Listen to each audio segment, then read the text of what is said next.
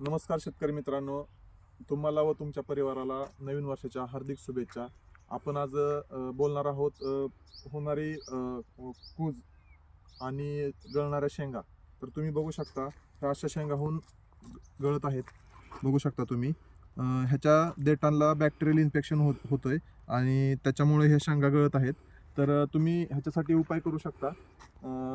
हे धुकं जे पडत आहे 6-6 तास, 5-5 तास, 3-3 तास, त्याच्यामुळे हे प्रॉब्लेम येत आहेत.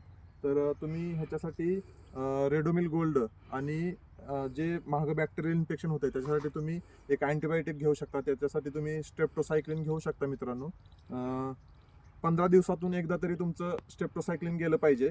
काय होत आहे की ह्या धुक्यामुळे खूपच प्रमाणात फुलं कुजत आहेत. ह्याच्यासाठी तुम्ही मग 4-4 दिवसाला एक स्प्रे टाकू शकता. म्हणजे कुठलं पण बुरशीनाशक तुम्ही रिपीट करू शकता. ह्याची फुलांची लाईफच असते 8 ते 10 दिवस. त्याच्यामुळे तुम्ही 4 दिवसाला जरी बुरशीनाशक टाकलं तर त्याचे रिझल्ट तुम्हाला भेटून जातील.